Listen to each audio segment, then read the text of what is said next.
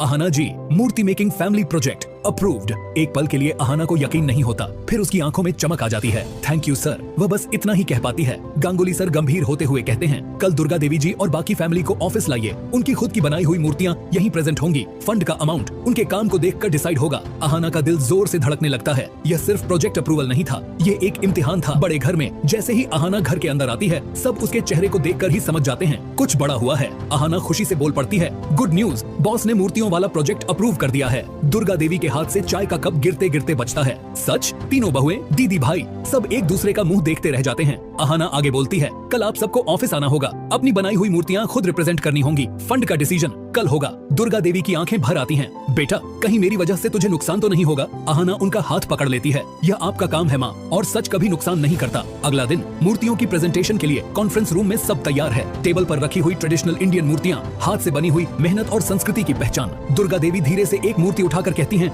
Sir, यह मूर्ति सिर्फ मिट्टी की नहीं, घर चलाने की उम्मीद है। गांगुली सर मूर्ति को ध्यान से देखते हैं। उनकी आंखों में इंप्रेस होना साफ दिखता है। Handcrafted, traditional, pure Indian culture. वह धीरे से कहते हैं। अहाना चुपचाप खड़ी सब देख रही होती है। तभी गोपाल कुंडू और रुम्पा मैडम की एंट्री होती है। गोपाल नकली चिंता के साथ बोलता है, सर, ये लोग गवर्नमेंट का पैसा हजम करना चाहते हैं। रुम्पा मैडम भी बोल पड़ती हैं, अहाना मैडम अपनी ही फैमिली को फायदा पहुंचा रही हैं। यह फ्रॉड है सर। कमरे का माहौल एकदम फरीज हो जाता है। अहाना शॉक में, दुर्गा देवी का चेहरा सफेद पड़ जाता है। गांगुली सर धीरे से खड़े होते हैं। उनकी आवाज बिल्कुल ठंडी लेकिन खतरनाक, मुझे सब पता है। गोपाल और रुम्पा एक दूसरे को देखते हैं। गांगुली सर कहते हैं, मुझे पहले से पता था कि दुर्गा देवी जी अहाना की सास हैं। सब स्तब्ध। गांगुली सर आगे कहते हैं, हाँ, मुझे भी लगा था अहाना अपना फायदा सोच रही हैं। अहाना की सांस रुक जाती है, लेकिन गांगुली सर तुरंत कहते हैं, पर जब मैंने इन मूर्तियों को देखा तो समझ आ गया, यह सिर्फ फैमिली का नहीं, देश का प्रोजेक्ट है। दुर्गा देवी की आंखों से आंसू बह निकलते हैं। गांगुली सर गुस्से में गोपाल और रुम्पा की तरफ मुड़ते हैं। तुम लोग कटमनी के चक्कर में हर अच्छे काम को गंदा समझते हो। अभी इसी वक्त दुर्गा देवी जी और अहाना मैडम से माफी मांगो। गोपाल और रुम्पा का रंग उड़ जाता है। गांगुली सर चेतावनी देते हैं, या तो माफी या फिर सीधा जॉब से बाहर।